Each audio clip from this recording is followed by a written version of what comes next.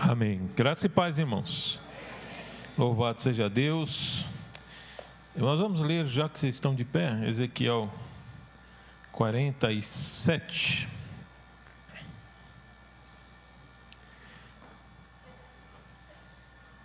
Amém, irmãos?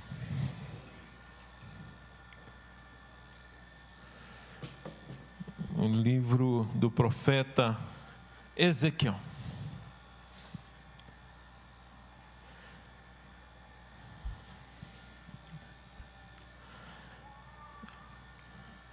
Depois disto,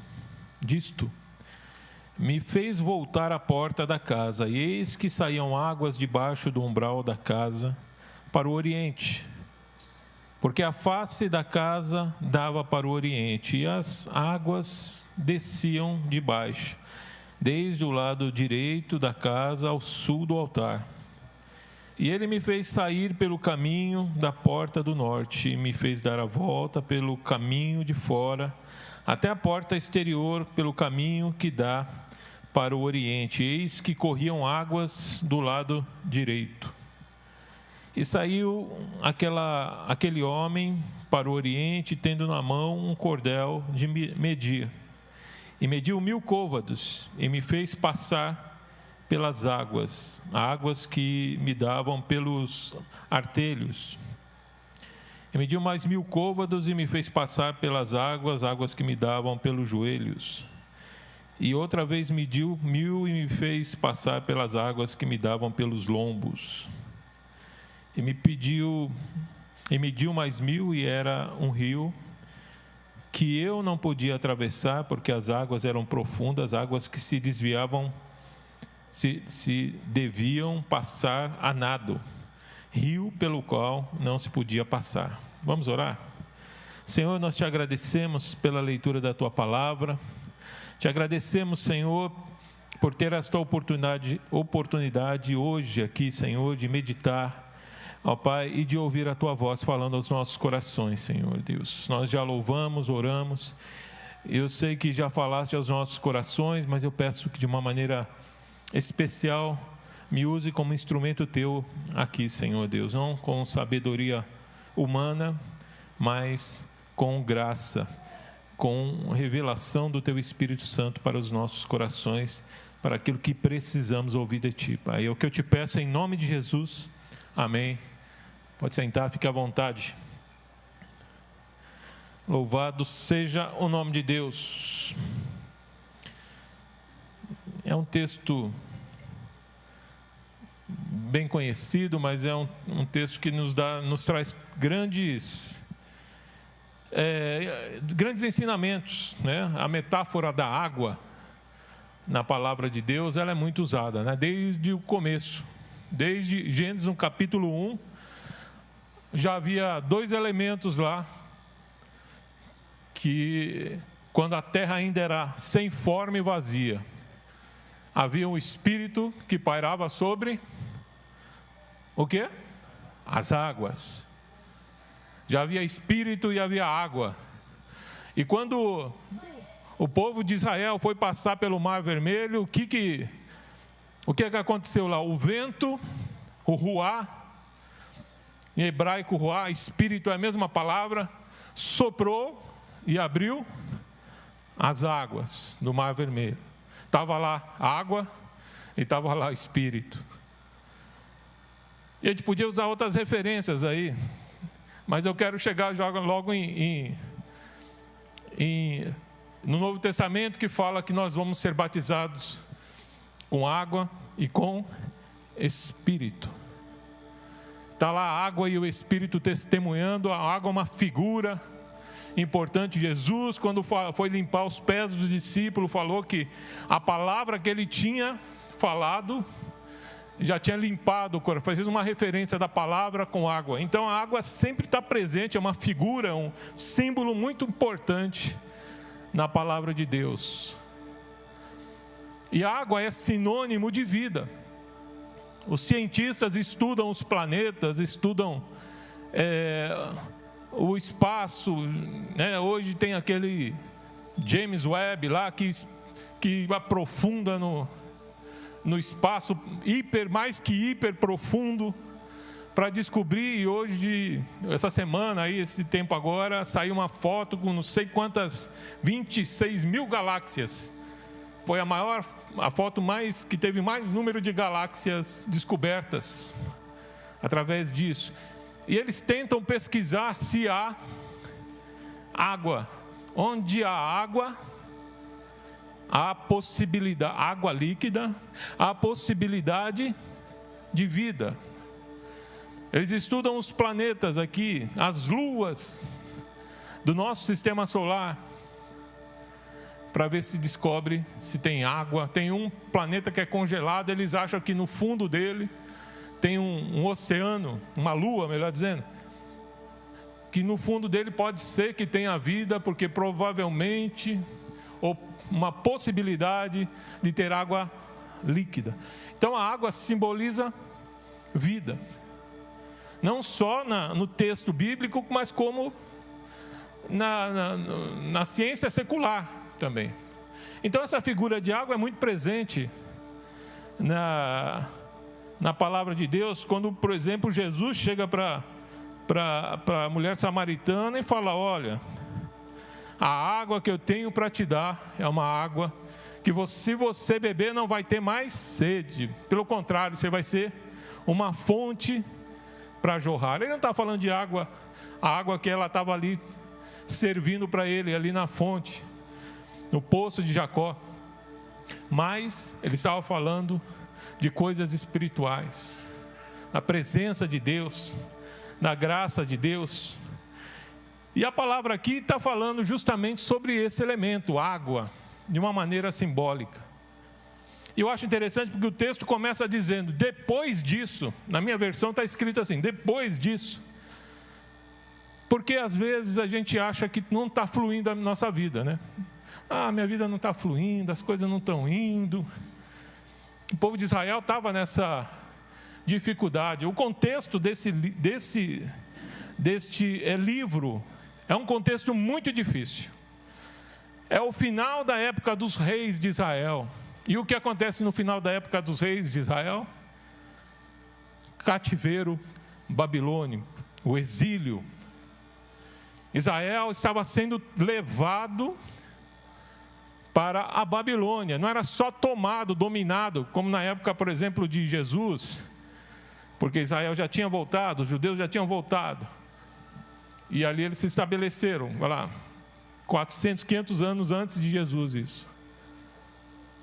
Não, eles tinham sido capturados e levados. Na época de Ezequiel, especialmente esse livro de Ezequiel, Ezequiel era um filho de um sacerdote. Ele estava sendo preparado para ser sacerdote. E aos 25 anos, o que acontece com os 25 anos do sacerdote, daquele que vai ser sacerdote? Ele é consagrado ao Senhor, aos 25 anos. Só que ele assume só aos 30. Ele só pode exercer algum ofício de fato depois dos 30 anos. O que acontece nesse período? Ele estuda.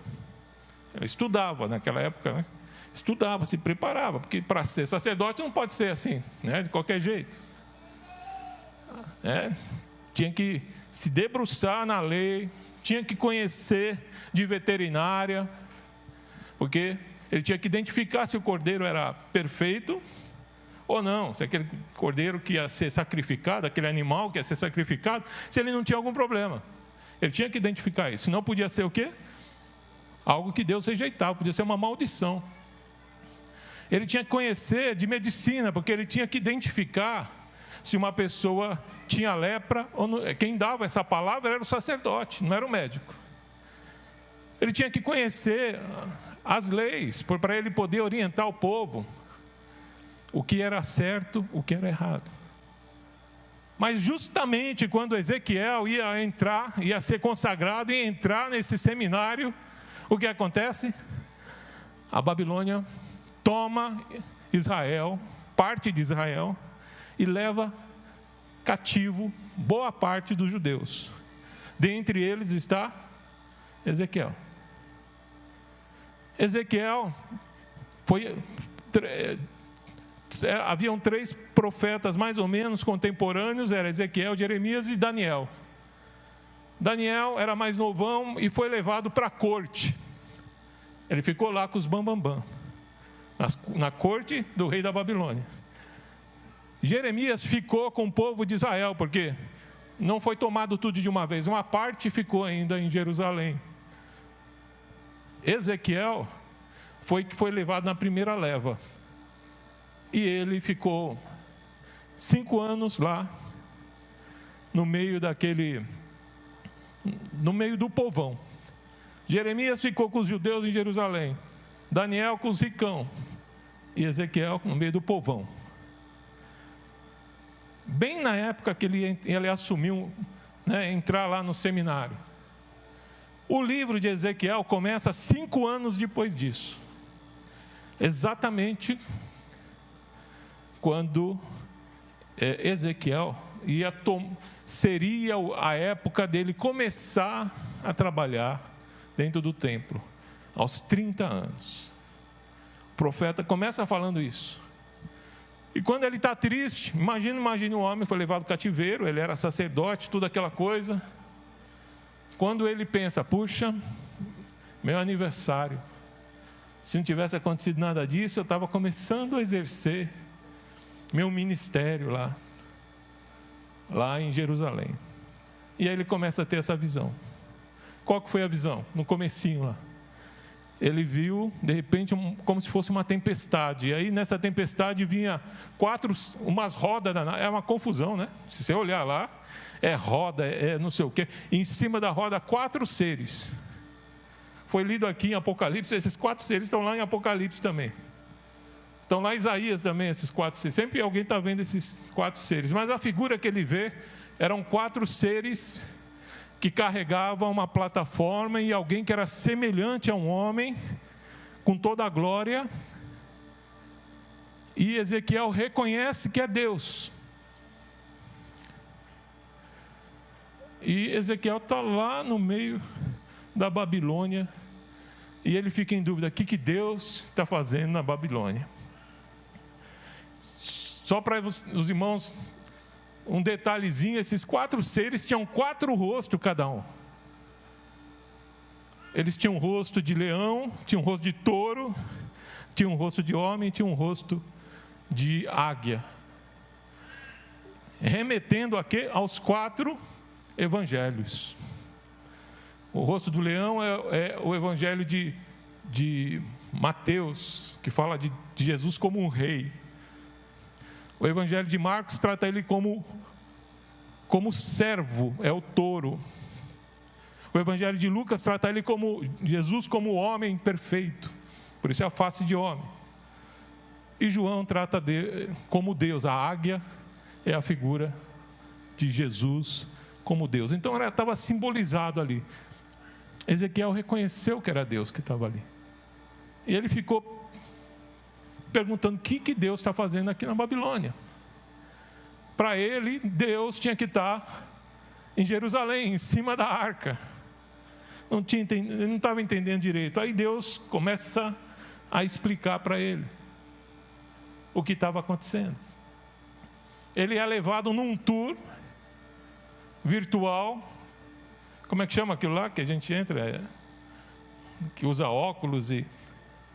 Como é que é aquela realidade virtual? Mais ou menos isso, espiritual. Ele foi levado até Israel, voltou, ele estava lá na Babilônia, mas foi levado espiritualmente e começou a ver os pecados de Israel. Que as mulheres adoravam, os sacerdotes adoravam outros deuses.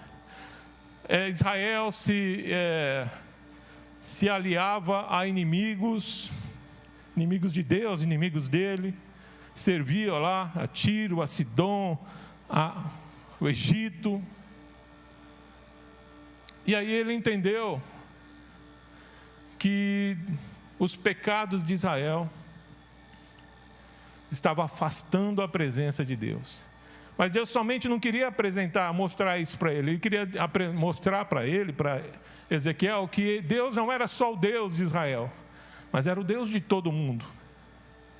Era o Deus de tudo.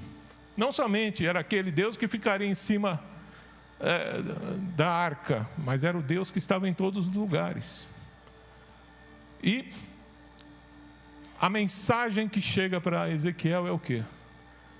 O povo de Israel pecou. Pecou a tal ponto que não tem mais volta. Não tem mais volta desse. Eles vão passar por esse exílio. Não tem, mesmo que Noé, mesmo que Daniel, mesmo que os homens mais fiéis orassem, Deus não retrocederia na sua execução de juízo. Porém, já no capítulo 11 de Ezequiel, ele já noticia que Deus haveria de restaurar Israel. E aí ele começa falando o que vai acontecer com Israel. Fala que ele vai ser dominado. Ele já estava sendo, mas ainda existia Jerusalém, ainda havia o governo. Deus falou, não tem mais jeito, eles vão perder mesmo. Eles vão ser levados. Que desde Deuteronômio, no capítulo 30, Deus já tinha avisado que isso ia acontecer. Lá para Moisés, Deus já avisou que isso ia acontecer. E que não tinha mais jeito. O ponto que chegou, não tinha mais jeito. E aí ele começa a executar os juízos sobre Jerusalém. Depois ele começa a executar os juízos sobre 7 cidades, 7 nações. Porque esses povos ajudou a desviar Israel do caminho do Senhor. Até que chega no capítulo 33, quando ele sabe que, de fato, Jerusalém havia sido tomada, havia sido destruída, e que já não havia mais uma nação lá. Todos os que restaram estavam sendo levados lá para o cativeiro da Babilônia. E que Jerusalém já não mais era uma cidade, não era mais o povo de Deus que habitava ali. Aí então, a partir do capítulo 34, a história começa a mudar. Porque até então, os pecados de Israel levaram aquela nação à destruição, ao exílio, à derrota, à humilhação, à escravidão. Mas a partir do capítulo 34, as coisas começam a mudar nessa história. Começa a restauração.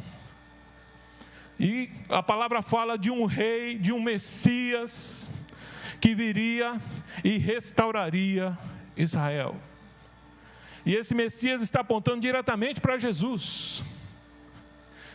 Ele está falando, esse reino será eterno.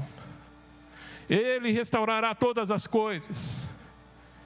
Começa a profetizar a respeito de Jesus. E depois ele junta toda, é um arquétipo da maldade e do pecado humano numa pessoa que se chama Gog. Se você olhar lá em Apocalipse, existe a última guerra que existe, que será travada. Na Bíblia não é a do Armagedon, é da Gog e Magog. Gog é o rei de Magog. Gog é o rei, Magog é o povo. Mas é uma figura que é a ideia de todo o mal, porque ele aparece várias vezes sendo destruído nesses capítulos. E depois dessas coisas, capítulo 37, todo mundo conhece, que é quando Ezequiel é levado no vale de ossos secos. E aí o vento vem e sopra e começa a restaurar e trazer vida. E aqueles corpos começam aqueles ossos começam a se transformar em corpos, depois eles adquirem vida e se transformam num exército. E logo depois, Ezequiel é convidado já por esse homem que a gente leu aqui, a andar por um templo e por uma cidade edificada por Deus.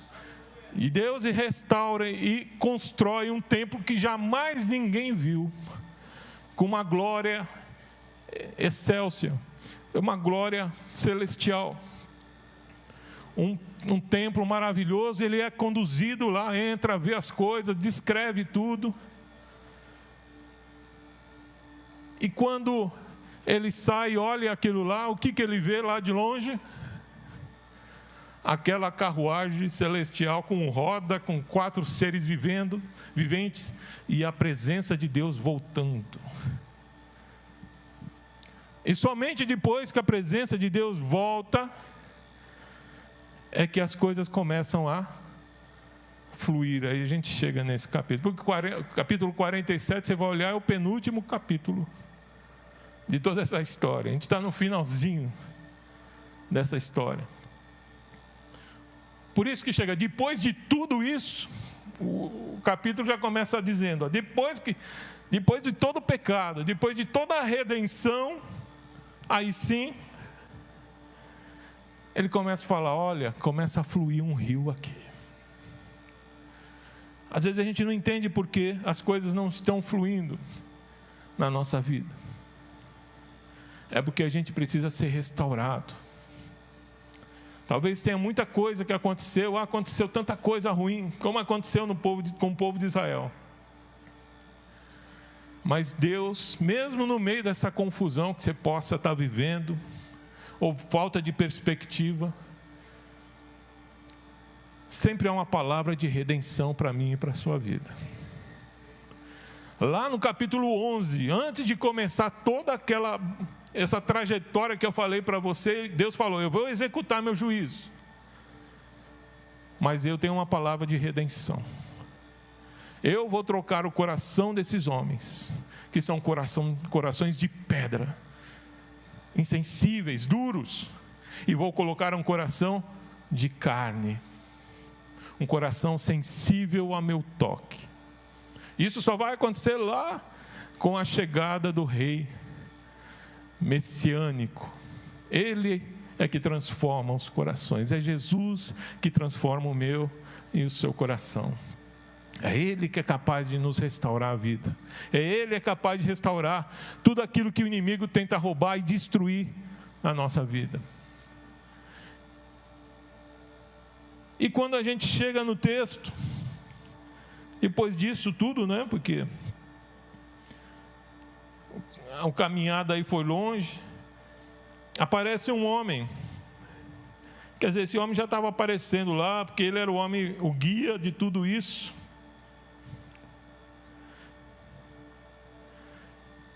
E chama ele, venha comigo de novo, que eu vou te mostrar algo diferente. E aí ele vê debaixo do trono de Deus uma água começando a sair, a fonte começando a brotar debaixo do trono de Deus. Aí ele é levado para fora do prédio, ele olha e vê aquele riacho ainda correndo. Primeiro, a gente entende que a figura desse homem é a figura do Espírito Santo, é aquele que nos guia. Ezequiel não ficou parado ali esperando que o rio viesse fluir para o lado dele, não. Ele foi levado a sair de onde ele estava para ir olhar, porque o rio do Senhor estava lá. O rio do Senhor nunca para de fluir. As coisas não estão fluindo na minha vida, não é porque Deus parou de fluir o rio dele, a graça dele ainda continua, permanece e vai permanecer para sempre. É a gente que às vezes está em outro lugar, está fora da onde Deus quer nos colocar, quer nos usar, aonde Deus espera que a gente esteja. A gente talvez esteja caminhando em alguns caminhos que dá na nossa cabeça, mas o Espírito Santo hoje está nos mostrando que Ele quer nos guiar para aonde está esse fluir, aonde está essa graça de Deus. Não é um local físico, mas é um local de entendimento, é um local de posicionamento diante da vida, diante do pecado, diante de tudo. A gente escolher seguir a Jesus. Porque Jesus não quer ser um passageiro no carro aí da sua vida. Tem gente que acha que, eu estou indo lá para aquele lado, eu quero que Jesus esteja do meu lado. Jesus não quer que ele não quer estar ao nosso lado, ele quer que a gente esteja ao lado dele. O chamado é: venha comigo. Nunca é eu vou com você. Jesus não fala eu vou com você. Ao contrário, ele fala: venha comigo, que eu estarei com vocês até o final. Até o final dos tempos. Se vocês vierem comigo, nunca estarão sós. Tem gente que quer que Jesus confirme as suas vontades, os seus planos. Nem sempre os nossos planos são os planos de Deus para as nossas vidas. E se Deus abençoar talvez algum dos seus planos, que não é o plano de Deus, Ele, em vez de estar abençoando você, vai estar te amaldiçoando, porque vai te levar para longe desse rio. Deus quer nos levar para próximo desse rio. Deus quer nos trazer, e esse é o convite. O primeiro convite que tem aqui é: você vem aqui, vamos entrar nesse rio. Talvez você esteja fora desse rio, esteja fora dessas águas. Talvez você não conheça Jesus, ou talvez você esteja afastado fora desse rio. E o homem fala: não, vem aqui que eu vou te mostrar. Aí ele pega a vara e anda 500 metros e fala: vem. Ezequiel estava fora, mas ele vai, segue e entra nesse rio. Como é bom entrar nesse rio. Você imagina lá a Palestina, 40 e tantos graus na sombra, você entrar num riacho, molhar os pés. Que gostoso é. Quem gosta de praia aqui? Eu gosto de praia. Gosto de lá e correr lá na beira da água. Quando você está com as crianças, né, brincar de futebol, joga bola ali no rasinho, né? É uma maravilha. Porque o primeiro nível que o homem levou o profeta foi água na canela, nos artelhos, aqui baixinho. E quando a água está baixinha assim, é só uma brincadeira, é gostoso, é refrescante. É o vinde a mim, esse é o convite: vinde a mim, vós que estáis cansados e oprimidos, e eu vos aliviarei. É um alívio estar na água, correndo, brincando. Esse é o primeiro nível. Quando a gente chega, a gente já sente um alívio. Quando a gente ouve a palavra de Deus, quando a gente aceita Jesus, a gente já recebe um alívio. Parece que toda aquela opressão do inimigo já sumiu, acabou. Mas tem mais 500 metros, tem mais 1000, como é que chama? Agora esqueci. Côvados, que é essa medida aqui, meio metro. 40 e poucos centímetros, meio metro. Mais 400, 500 metros, ele chama, vamos um pouquinho mais? Aí chama mais 500 metros. E aí a água chega aonde? Joelho. Aí a gente começa a aprender a orar. Nessa segunda etapa da nossa vida espiritual, a gente já aprende a orar, porque as coisas já começam, tem umas batalhas aí, e a gente tem que começar a aprender a orar, a dedicar um momento de oração, a se consagrar um pouco mais.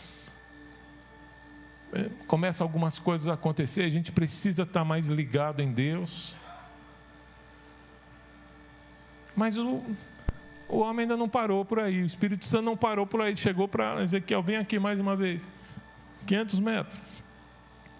Leva ele, daqui a pouco a água estava nos lombos, na cintura. Alguns dizem que é porque se converteu o bolso, né? A carteira, aí já começa a dar dízimo, oferta. Mas não é isso não. Começa a reproduzir. A gente começa a ser instrumento de reprodução, começa a dar fruto para a glória de Deus. Porque a gente já está na cintura, mas ainda estamos pela metade ainda. Quando a gente... E o pior de tudo é que a gente às vezes para nisso aí. A gente já está dando fruto, já está trabalhando na obra de Deus. Deus já está nos usando para abençoar outras pessoas. Já está dando fruto. Tá bom aí, né? Vamos ficar por aí. porque ainda estou firme nos meus pés, eu estou no controle, porque água na... Mas apesar de que andar na água na cintura aqui é um pouquinho mais denso, né? Andar com água na cintura já exige um pouco mais de esforço. Mas ainda estou no controle. Muita gente está assim na casa de Deus. Está até dando fruto. Está até fazendo algo para a glória de Deus aí, mas ainda está pela metade. Pela metade. Mas aí o nosso amigo Espírito Santo, o homem aqui, a figura desse homem, chama ele para mais 500 metros. E quando ele avança mais 500 metros, ele chega a um lugar que não dá mais pé. Aí ele não controla mais nada. Quem já nadou em um rio com correnteza sabe bem como é. Você entra na água aqui, mas se você bobear, não sabe onde vai parar. Uma vez a gente estava num batismo, foi uma experiência desagradável, porque a gente estava no batismo, e tinha um rio, a gente batizou ali algumas pessoas, só que o rio era de uma correnteza muito forte, é o rio em Mariporã, na estrada ali do rio acima, e perto de uma corredeira. E um motorista de ônibus lá, estava lá distraidamente, resolveu atravessar o rio bem perto dessa corredeira. E ele acabou descendo aquela corredeira e ninguém mais viu ele. Porque num rio, a gente não sabe onde vai parar. A gente acha que consegue, não. Mas não tem um controle. O rio de Deus não nos leva à morte, ao contrário. Ele nos leva à vida. Mas a gente não sabe aonde vai parar quando entra nele. E esse é o convite, essa é a figura que Deus estava fazendo para Ezequiel e que Deus está fazendo para nós hoje. Nós temos que aprofundar o nosso relacionamento com Deus. Deus espera mais de nós. Às vezes a gente já experimentou alguma coisa de Deus, já teve alguma experiência com Deus, mas Deus tem um nível mais profundo para mim e para você. Deus, a gente não tem que se conformar em pequenas experiências, ou a gente não tem que estar na nossa área de conforto, zona de conforto, quando a gente controla todas as coisas, mas a gente tem que caminhar para essa profundidade com Deus. Onde você está não é suficiente. Onde eu estou não é suficiente. A gente tem que se aprofundar mais. Deus espera que a gente caminhe cada vez mais. A grande mensagem desse texto que eu tiro, que eu entendo, e todas as vezes que leio, me impulsiona a isso, falar, não está bom ainda. Tem mais caminhadas para a gente caminhar, tem mais desafios para a gente alcançar. Onde você está parado nessa caminhada? Será que você está só ali se refrescando com a água nos calcanhares? Ou você está aprendendo a orar só? Ainda está aprendendo a orar? Ou você já está dando um fruto para a glória de Deus? Mas está pela metade? Ou você já está começando a dar uns mergulhos? Ou você já está começando a águas mais profundas? Porque somente depois dessas águas profundas é que o texto fala o seguinte, no versículo 7. Depois que ele mergulha, que ele percebe que ele está numa água profunda, que ninguém consegue se controlar. Você pode nadar, mas nadar contra a corrente, quem já teve alguma experiência de, por exemplo, estar no mar e a corrente leva você, não tem como deter. Se você está num lugar fundo, já pela água da cintura já é perigoso, né? Mas quando você está num lugar que você não consegue pôr o pé, você pode nadar o quanto quiser, que você não consegue ir contra a corrente. Tanto que o ensinamento das pessoas é que você não nade contra a corrente, você tem que nadar para fora. Se a corrente está te levando para lá, você tem que nadar para fora, porque ninguém pode ir contra uma corrente. Quando a gente se lança nessa corrente de Deus, aqui nesse rio de Deus, a gente tem que se deixar levar, não tem o que fazer. E o que acontece quando a gente se deixa levar por Deus? Não é que nem o Zeca Pagodinho, deixa a vida nos levar. Aqui deixa o rio de Deus nos levar. E ele fala, e tornando eu, eis que às margens do rio havia uma grande abundância de árvores, de uma a outra banda. E então me disse, estas águas saem para a região oriental, e descem a campina, e entram no mar, e sendo levadas ao mar, sararão as águas. Por que sararão as águas? Este mar é o mar morto que ele está falando. Ele está falando do mar que tem as suas águas salgadas. Os irmãos já devem ter visto em alguma coisa.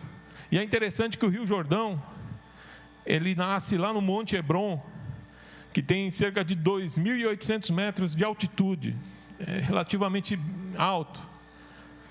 E o Mar Morto está a 400 metros abaixo do nível do mar. Ele está abaixo do nível do mar. E ele é uma depressão, a maior depressão da Terra, o lugar mais profundo da superfície da Terra, não fora do mar. E o Rio Jordão nasce lá em cima, desce e deságua nele. Mas e a água não sai de lá. Toda a água do Rio Jordão entra no Mar Morto, e toda a água que está ali é perdida para evaporação. E o que acontece? Aquele mar é tão salgado que ele não tem vida. Algumas bactérias lá que existem lá, porque elas são teimosas para existir, mas não tem vida em volta.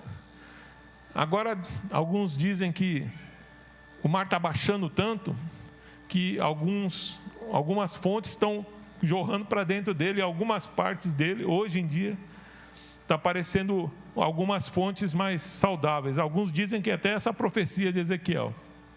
Mas essa profecia de Ezequiel não está falando literalmente de lá. É uma figura. Mas é um mar morto, não tem animal, não tem nada lá. Só tem sal, água e muito sal, que você vai lá mergulhar, você nem se afunda no mar. Quando ele está falando aqui desse rio que chega e sara, é justamente porque ele está falando do mar, da figura do Mar Morto, daquilo que não tem vida. E esse rio, essa unção de Deus, para a gente ver, porque na verdade o mundo está morto. A palavra de Deus fala que ele jaz no maligno, ele está morto. E para que a palavra de Deus chegue lá e salve e transforme a nossa nação e o mundo todo, a gente precisa ser levado neste rio para conduzir essa água salvadora para o mundo, porque a água que flui, ela vai salvar, limpar, trazer vida para você e para mim, mas não somente para nós, mas também para o mundo. Porque essa água não é uma piscina. A gente não tem que fechar uma piscininha na nossa casa da graça de Deus. Estou eu vivendo aqui na graça de Deus e que o mundo está se perdendo. Não, ela tem que ser um rio corrente. Ela tem que fluir. Essa própria água. Há uma parte que fala o quê? No versículo 11. Se não me falha a memória.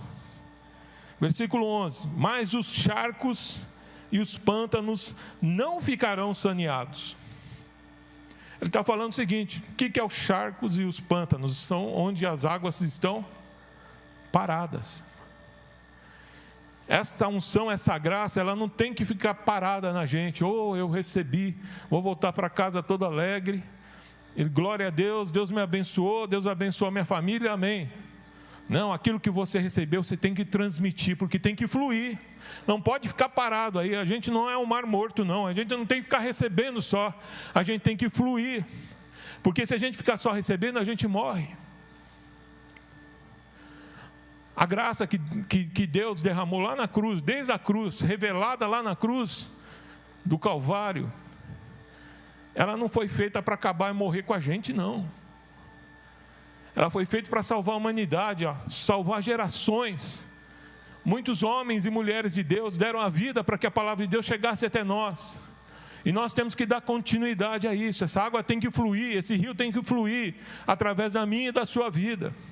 As pessoas que estão lá na nossa casa, as pessoas que não conhecem a Deus são nossos vizinhos, as pessoas que trabalham com a gente, que cruzam na nossa vida de alguma maneira, tem que receber essa graça, tem que receber essa água, para que eles sejam sarados, para que eles sejam curados, para que eles sejam transformados. Porque se a gente reter essa água, ela não vai sarar nem a gente. Ao contrário, a gente vai ser como um mar morto, improdutivo. Ninguém bebe a água do Mar Morto. Ninguém cria animal, pesca no Mar Morto, não se cria nada lá. E em volta do Mar Morto não tem um pé de samambaia, lá não tem. Tudo é estéril. Mas se a gente deixar isso fluir, como Jesus propôs àquela mulher samaritana, olha, eu vou te dar uma água que vai fluir. E quando ela bebeu aquela água, o que ela fez? Que ouviu a palavra de Deus e creu que ele era o Messias. Ela saiu e não conseguia calar a boca dela e começou a pregar para toda a cidade. De uma mulher que ela não podia ir nem com as mulheres pegar água, ela tinha que ir no horário diferente, ela ia no horário de maior sol, para não cruzar com ninguém. Não era uma mulher que tinha muitos amigos. Ele tinha amantes, mas amigos não. Mas quando ela recebe aquela água, que é a palavra de Deus, em Cristo Jesus ali para a vida dela, ela sai pregando para todo mundo e vira a maior evangelista daquela cidade. Porque quando a gente recebe essa água, essa graça, essa unção de Deus, a gente não fica com a boca fechada, porque ela tem que fluir. Ela tem que fluir em nós e através de nós. Essa é a grande mensagem, que toda vez que eu leio e medito nisso, vem ao meu coração. Deus tem um rio enorme para a gente nadar. Não é só o pouco que você experimentou. Eu não sei nem da sua experiência, não sei o que você já experimentou com Deus, mas eu posso dizer uma coisa: é pouco perto do que Ele pode fazer. Deus tem muito mais coisa, tem um rio enorme, não é um riachozinho, não é uma biquinha de água. Talvez a gente ache que é só aquilo, mas Deus tem mais coisa para mostrar para mim e para a sua vida, que vai abençoar a nossa vida, e vai abençoar, e abençoa as nossas vidas, mas vai abençoar outras vidas, através da nossa vida. Eu queria que você curvasse a sua cabeça nessa hora, e aceite o convite do Senhor Jesus, do Espírito Santo, de seguir mais esse trecho. Talvez você esteja fora do rio, entre no rio, comece essa caminhada. Talvez você esteja com a água só até a canela, siga em frente, chega até o joelho, comece a orar mais.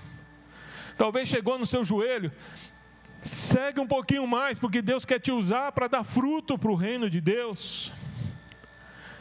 E se você já está dando fruto, Deus tem mais ainda para você. Deus tem algo maravilhoso, grandioso. Ser instrumento de Deus e ser levado aonde você menos imagina. Talvez não seja locais, mas se você pode ser alcançado, Deus pode colocar vidas que você nunca pensou que alcançaria, mas para alcançar com a glória e com a graça que Deus tem te dado, para fazer grandes obras na mão de Deus. Eu não sei, mas o Espírito Santo sabe. E eu oro para que você seja incomodado. Todos nós, eu também, todos nós sejamos incomodados a não ficar na nossa zona de conforto, mantendo as coisas sob controle. Vamos deixar sob controle de Deus. Vamos mergulhar, vamos nadar nesse rio.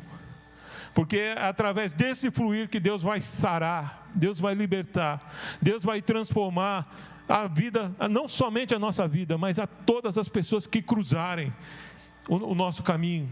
Como a Bíblia fala, como o texto fala, as margens da sua vida, ao lado de você, vidas vão ser tocadas, vidas vão ser cheias, porque vão experimentar um pouco e vão ver um pouco dessa água, desse fluir na sua vida.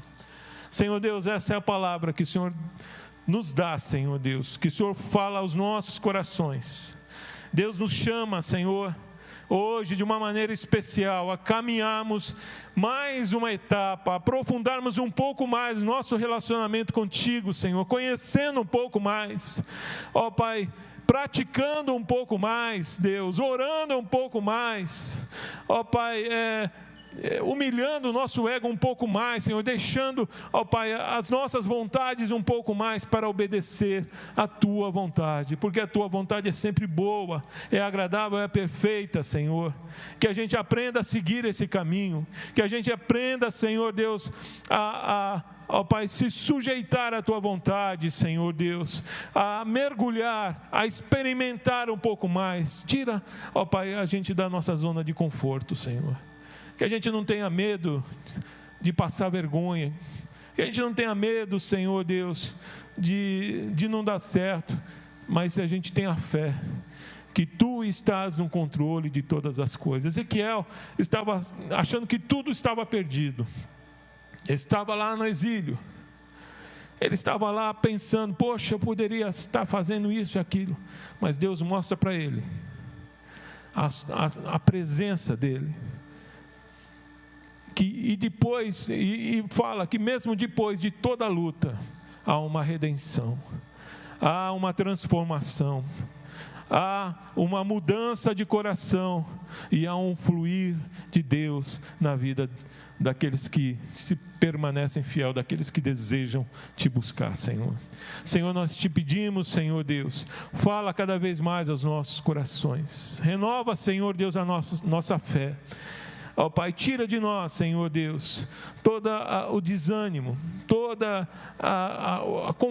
ser conformado com as situações, como em Romanos 12:2 fala, que a gente não se conforme com esse mundo, mas que a gente ande pela renovação da nossa mente, do nosso coração, da nossa vida contigo, Senhor Deus. Renova as nossas vidas, que haja um fluir genuíno aqui da Tua presença, da Tua palavra, do amor que vem de Ti, Senhor Deus, da comunhão que vem de Ti, do Espírito Santo fortalecendo e trazendo, Senhor, renovação de dons na vida de cada um dos Teus servos, Pai. Faça isso, Senhor, nós desejamos, é isso que a Tua palavra, ó Pai, nos diz hoje.